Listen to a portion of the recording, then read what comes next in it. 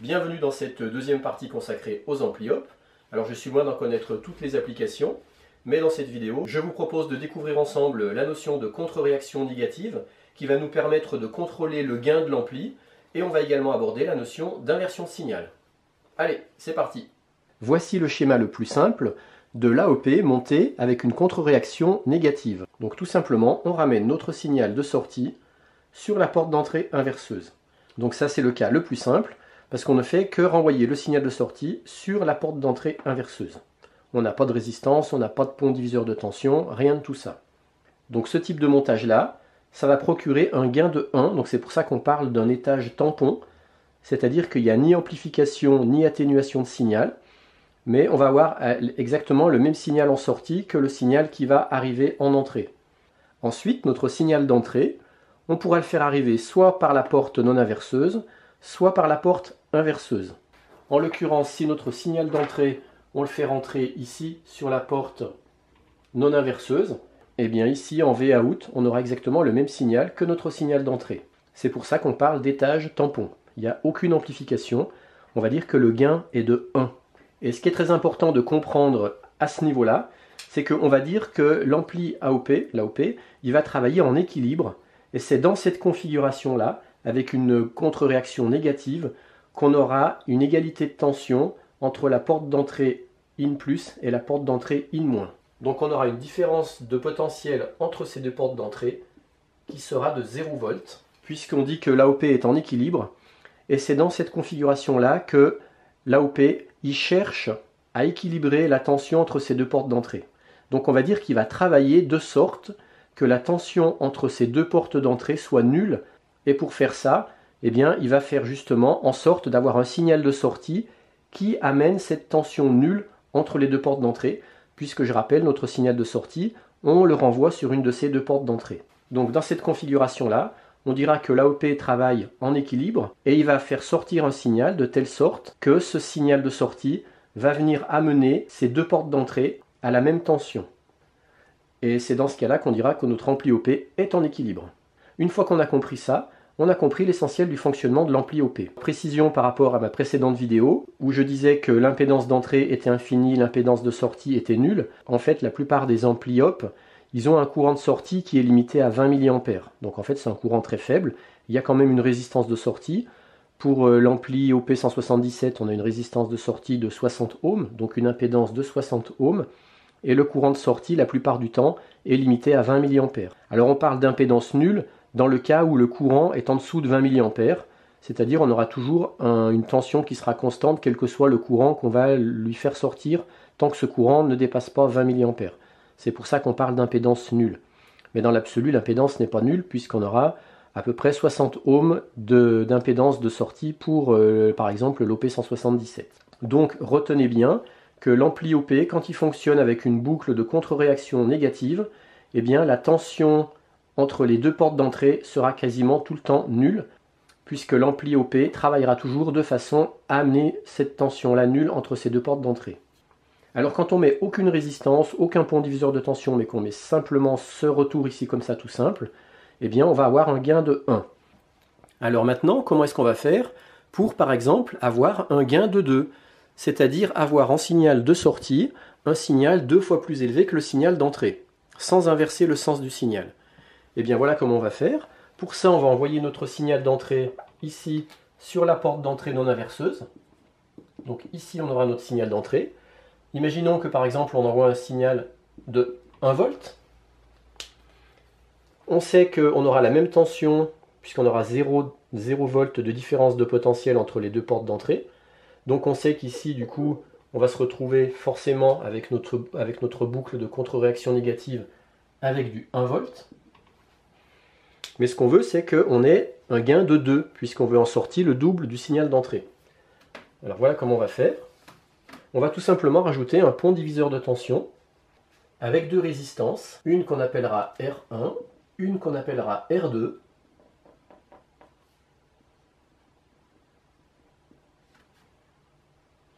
Et ici, on va aller à la masse. Et pour avoir un gain de 2, eh bien, il faut tout simplement que notre pont diviseur soit fait avec deux résistances de même valeur. par exemple 1 kOhm et 1 kOhm. Alors pourquoi grâce à ça on va avoir un gain de 2? Eh bien regardez, c'est très simple. Ici on sait qu'on envoie un signal de 1 volt. Avec le montage en boucle de contre-réaction négative, on sait que la différence de tension entre les deux portes d'entrée est nulle. Donc si on a 1 volt ici, on a forcément 1 volt là. Ici on est à la masse au ground, donc on est forcément au 0 volt. Et en fonction de la règle des ponts diviseurs de tension, ici on sait qu'on a 1 volt. Et bien si on a 1 volt aux bornes de R1 qui fait 1 kOhm, on va également avoir 1 volt aux bornes de R2 qui fait aussi 1 kOhm. Donc forcément, si on a 1 volt aux bornes de R2, et bien vu qu'on a 1 volt ici, ici on aura 2 volts. Donc on aura bien ici 2 volts. Donc on aura bien le double de notre signal d'entrée. En fait, la formule dans cette configuration-là, pour calculer le gain, eh bien le gain, il sera égal à 1 plus R2 sur R1. Alors on voit dans notre cas que R2 est égal à 1K, R1 est égal à 1K, donc 1K sur 1K ça fait 1, et 1 plus 1 ça fait bien 2. Donc ça nous fait bien un gain de 2, puisqu'on envoie 1 volt ici, 1 fois 2 ça fait 2. Si ici on avait 4 volts, ici on aurait 4 volts, donc ici on aurait nos 4 volts, ici on aurait toujours 0 volts, et comme on aurait 4 volts aux bornes de R1 qui fait 1K, et que R2 fait aussi 1K, eh bien on aura aussi 4 volts aux bornes de R2, donc on se retrouverait ici à 8 volts. Et donc ici, on aurait bien un signal en sortie de 8 volts, qui serait bien le double du signal d'entrée. Alors maintenant qu'on a compris que dans cette configuration-là, le gain était égal à 1 plus R2 sur R1, on peut très facilement en déduire quelle résistance il faut utiliser pour arriver à un gain de 10. Pour avoir 10 ici, eh bien il faut que R2 sur R1 soit égal à 9. Donc si on veut garder ici notre même résistance de 1K, ça veut dire qu'ici il suffit de prendre une résistance de 9K. Et si on envoie un signal de 1 volt ici, ici on aura 1 volt.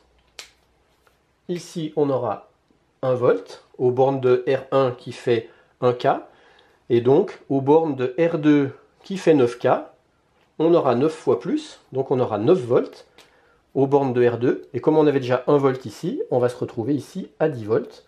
Et donc ici à 10 volts. Et on aura bien en sortie un signal 10 fois plus élevé que le signal d'entrée, dans le même sens, puisqu'on est, je le rappelle, sur une porte non inverseuse. Puisque notre signal d'entrée, on l'envoie sur la porte non inverseuse. Maintenant, on va regarder qu'est-ce qui se passe si on envoie notre signal d'entrée non plus sur la porte non inverseuse, mais si on l'envoie sur la porte inverseuse. Revoici notre ampli op.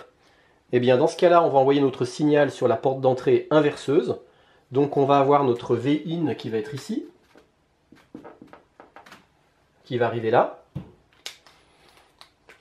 La porte d'entrée non inverseuse, eh bien par exemple, on va la relier à la masse, pour faire simple. Et si on veut un système d'amplification, eh bien on va utiliser le même système de pont diviseur de tension, avec une première résistance, et ici une deuxième résistance. Et dans ce cas-là, on est en montage boucle de contre-réaction négative avec inversion de signal, puisque le signal d'entrée, on l'envoie sur la porte d'entrée inverseuse. Et si nos deux résistances R1 et R2 sont de même valeur, par exemple de 100 kΩ, eh bien qu'est-ce qui va se passer? On sait qu'ici on est au ground, donc on a 0 volt. On sait qu'ici on aura forcément aussi 0 volt puisque l'ampli, avec sa boucle de contre-réaction négative, va travailler en équilibre. Ici on se retrouvera avec du 0 volt. Imaginons qu'on fasse rentrer un signal de 1 volt, de plus 1 volt. Alors qu'est-ce qui va se passer au niveau de notre pont diviseur de tension?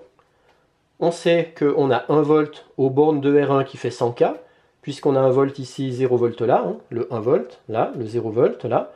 On a donc 1 volt aux bornes de R1 qui fait 100K. Donc on doit forcément aussi avoir 1 volt aux bornes de R2 parce que R2 fait aussi 100K. Et pour qu'on ait 1 volt aux bornes de R2, ça veut dire qu'on va se retrouver ici avec moins 1 volt. Donc ici, moins 1 volt. Donc on a notre signal d'entrée qui est à plus 1 volt et notre signal de sortie qui est à moins 1 volt. Alors ici, il y a quelque chose qui est très important qu'il faut que je vous précise. C'est qu'on ne pourra sortir une tension ici négative que si on a une alimentation qui le permet. C'est-à-dire que si notre V+, par exemple, est à 5 volts et que le V- de la ligne de l'AOP, c'est le ground, donc le 0 volt, ça ne marchera pas. On ne pourra pas avoir du moins 1 volt. Ou tout au moins, on ne pourra pas avoir du moins 1 volt par rapport à ça.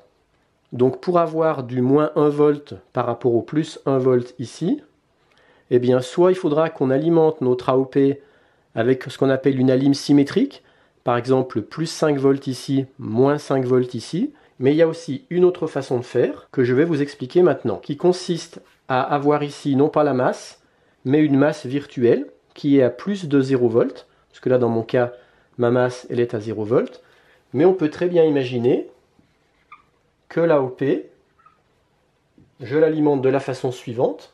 Mettons par exemple plus 10 volts ici, 0 volts ici, mais que ici je me fasse une masse virtuelle qui soit à 5 volts.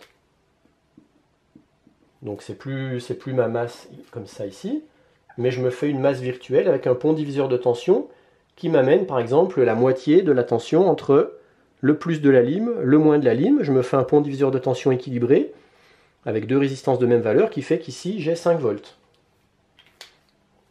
Donc tout simplement comme ça. Ici j'ai le plus 10 volts. Là j'ai une résistance. Là j'ai une résistance de même valeur. Et là j'ai le ground. R1, R2 de même valeur. Et bien vu que j'ai 10 volts ici, 0 volts ici, j'aurai bien 5 volts ici. Ça me fait une masse virtuelle de 5 volts. Et bien ensuite, pour que le circuit fonctionne, il faut que j'envoie un signal d'entrée de plus 1 volt. Mais attention, ici ça sera plus 1 volt par rapport à ma masse virtuelle de 5 volts. Et là, dans ce cas-là, ma masse virtuelle est au 5 volts par rapport au ground du circuit. Donc ici, je me retrouve avec la même tension que là, forcément, puisque les deux portes d'entrée doivent forcément avoir la même tension. Donc je me retrouve aussi ici à plus 5 volts par rapport au ground de mon circuit. Ici, je vais envoyer un signal de 1 volt. Mais par contre, pour que ça marche, il faut que ce soit 1 volt de plus que ma masse virtuelle. Donc en fait, ça va être du plus 6 volts par rapport au ground du circuit. Mais on va dire que ça sera plus 1 volt par rapport à la masse virtuelle. Et bien, comme j'ai plus 6 volts ici par rapport au ground et plus 5 volts par rapport au ground, je me retrouve bien avec une différence de tension aux bornes de R1 qui est de 1 volt. Je vais tout référencer par rapport au ground du circuit, par rapport au V- qui est à 0 volt. Donc ici, je me retrouve à 5 volts. Vu que j'ai 1 volt de tension d'écart aux bornes de R1 qui fait 100K, et bien si R2 fait aussi 100K, et bien j'aurai aussi 1 volt aux bornes de R2. Et comme j'ai 5 volts ici, et bien je vais me retrouver avec 4 volts là. Je vais me retrouver ici avec 4 volts. Et on voit que j'avais un signal d'entrée qui était à plus 6 volts par rapport au ground de circuit. Et bien je me retrouve avec un signal de sortie qui est à plus 4 volts par rapport au ground de circuit. Mais si je fais cette mesure de sortie et d'entrée par rapport à ma masse virtuelle, eh bien en entrée j'avais plus 1 volt par rapport à la masse virtuelle, puisque j'ai plus 6, plus 5, ça fait bien plus 1. Et en sortie, j'ai 4 volts. Eh bien, j'ai 4 volts par rapport au ground, mais ça fait bien moins 1 volt par rapport à ma masse virtuelle. Donc si on raisonne tout, si on étalonne tout par rapport à la masse virtuelle du 5 volts, j'ai bien plus 1 volt en entrée et moins 1 volt en sortie, puisque j'ai 4 volts au lieu de 5 volts. Donc si par exemple mon oscilloscope, les sondes, je les mettais ici, là et ici, là, eh bien j'aurais bien ici un signal de plus 1 volt et là, un signal de moins 1 volt. Et si maintenant ce signal inversé, je veux l'amplifier, la formule pour calculer le gain, contrairement à tout à l'heure, où le gain était égal à 1 plus R2 sur R1, et bien ici, le gain est égal à moins R2 sur R1. Et on peut bien vérifier dans mon cas ici, R2 faisant 100K, R1 faisant 100K, 100K sur 100K ça fait 1, et donc le gain est égal à moins 1.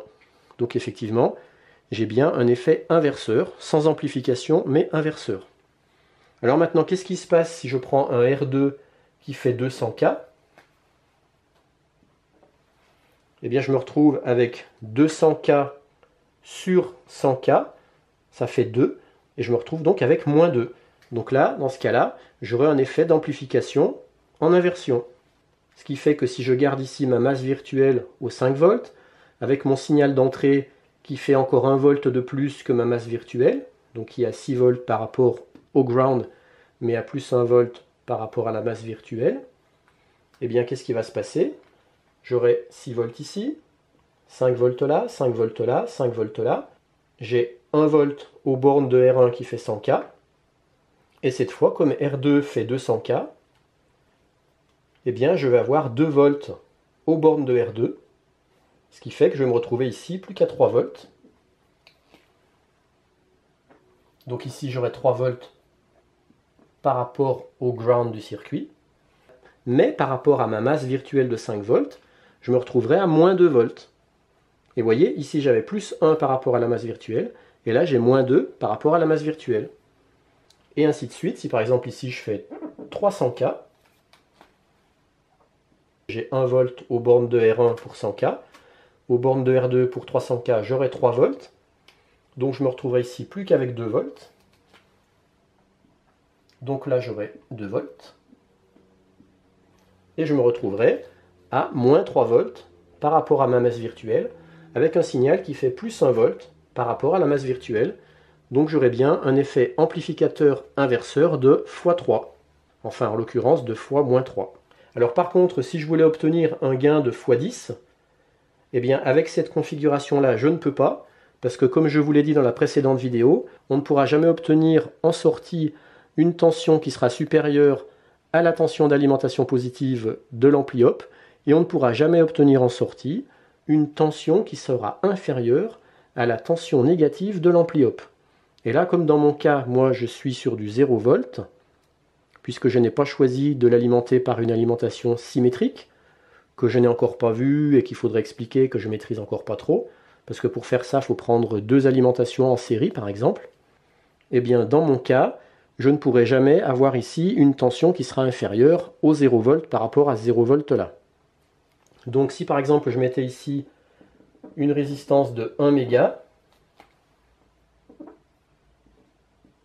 c'est-à-dire 10 fois plus qu'ici, avec la formule de gain, je me retrouverai avec un gain de fois moins 10, puisque R2 sur R1 ça ferait 10, donc ça fait moins 10. Moins 10. Et ben, en théorie, avec une tension de plus 1 volt par rapport à ma masse virtuelle, je devrais pouvoir me retrouver avec une tension de moins 10 volts par rapport à ma masse virtuelle. Mais moins 10 volts par rapport à plus 5, ça fait moins 5 volts. Je ne pourrai jamais aller chercher du moins 5 volts, alors qu'ici j'ai du 0 volt. Donc dans ce cas-là, pour faire ça, c'est ce que j'ai fait dans la vidéo que je vais vous montrer après, eh bien moi j'ai tout simplement pris une alim qui montait plus haut, à plus 30 volts.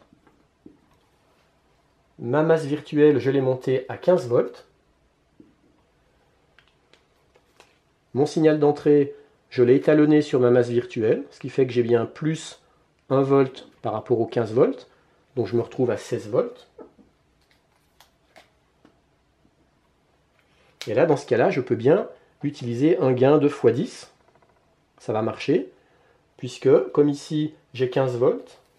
Là, j'ai 15 volts. Donc 15 volts par rapport à la masse du circuit, 15 volts par rapport à la masse du circuit. Les deux portes d'entrée sont forcément à la même tension. Ici, j'ai donc du 15 volts. Ici, j'ai du 16 volts par rapport au moins du circuit, à la masse du circuit. Comme j'ai 1 volt aux bornes de R1 qui fait 100K, je vais avoir 10 volts aux bornes de R2 qui fait 1 méga. Donc je vais me retrouver ici avec du 5 volts. Donc ici, j'aurai du 5 volts. Et ça, c'est tout à fait possible d'avoir du 5 volts là par rapport à la masse, puisque ma masse est au 0 volts. Mais par contre, si je raisonne par rapport à ma masse virtuelle, j'avais bien 16 volts, 15 volts, donc plus 1 volt par rapport à la masse virtuelle. Et 15 volts, 5 volts, ça me fait moins 10 volts par rapport à ma masse virtuelle. Donc si je branche mes sondes d'oscilloscope, une ici et une là, eh bien je vais bien trouver ici un signal de plus 1 volt et ici un signal de moins 10 volts. Je vous propose maintenant de regarder à l'oscilloscope concrètement ce que ça fait avec ce montage-là que j'ai fait sur la breadboard. En envoyant ici un signal alternatif de plus ou moins 0,5 volts en sortie de la carte son de mon PC avec mon générateur basse fréquence.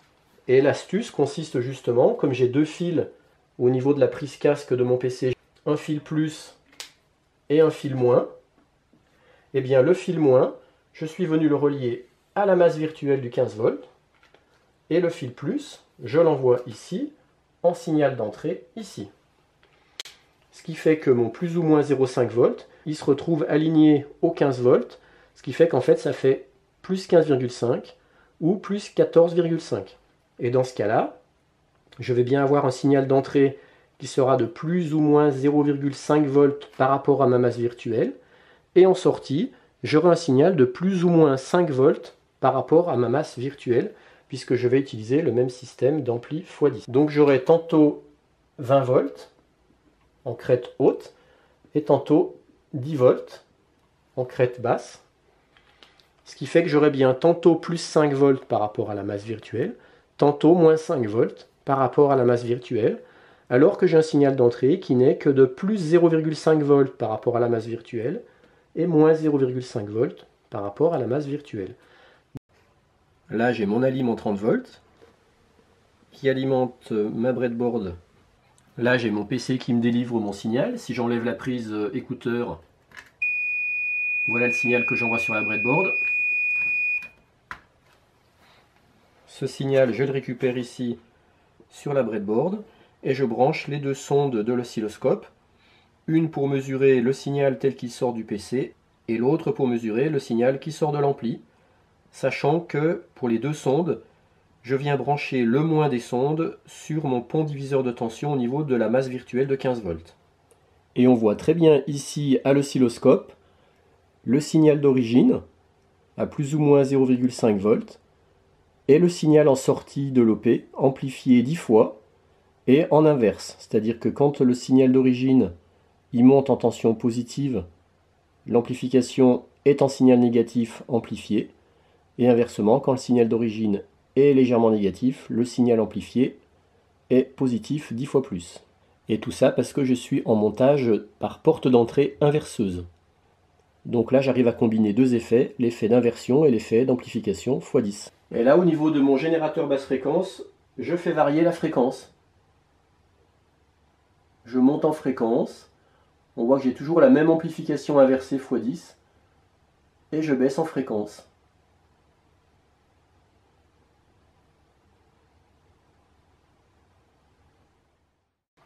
Voici le schéma du montage que j'ai utilisé. J'alimente le circuit en 30 volts avec une alimentation flottante.